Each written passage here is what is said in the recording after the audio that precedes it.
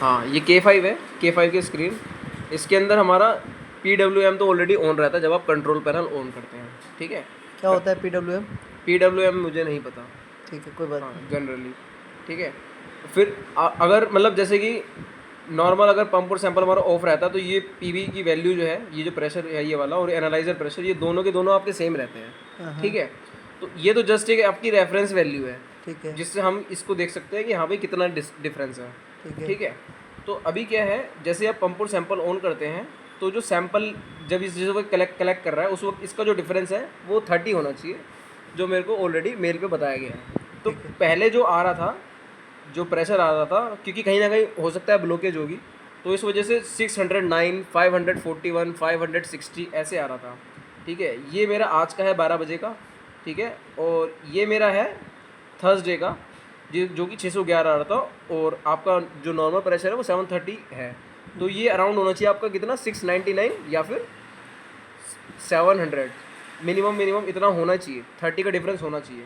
अभी क्या है, अभी करंट इस K5 में आपका पूरा 30 का डिफरेंस है, पूरा का पूरा आपका 700 आ रहा है, ठीक है। तो ये हमें ऑब्जर्व करना जरूरी है कि 30 का डिफरेंस होना चाहिए। अगर नहीं है तो कहीं ना कहीं ब्लॉकेज है, हमें ब्लॉकेज क्लियर करनी है, नहीं तो वो ऑलरेडी कैलिब्रेशन फेल होगी, कैल फैक्टर आउट ऑफ रेंज आ सकता है।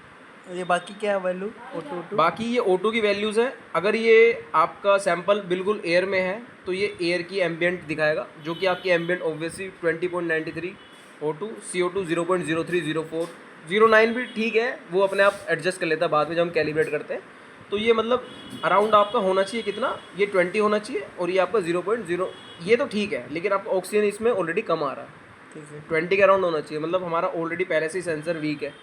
फिर जब हम इसके अंदर गैस लगाएंगे तो गैस की ऑलरेडी 15 होती है, एम्बियंट से 5 कम होती है, तो इसमें और 5 कम होगी तो 10 हो जाएगी, जो कि कहीं भी रेंज मैच करती हुई नहीं आ रही। तो हमें ये भी ऑब्जर्व करना है कि 20 के अराउंड होनी चाहिए एम्बियंट में। ठीक है, हाँ 21। हाँ, 21 के अराउंड होनी चाहिए। और सेकेंडली अगर 20 आ रही है फिर हम क्या करेंगे, अपनी रेफरेंस गैस से कनेक्ट करके देखेंगे क्या रेफरेंस गैस उसको एक्यूरेटली मैच हो रही है नहीं हो रही। जो हमारी रेफरेंस गैस में 16% O2 और 5% CO2 है, वो मैच हो रही है नहीं हो रही।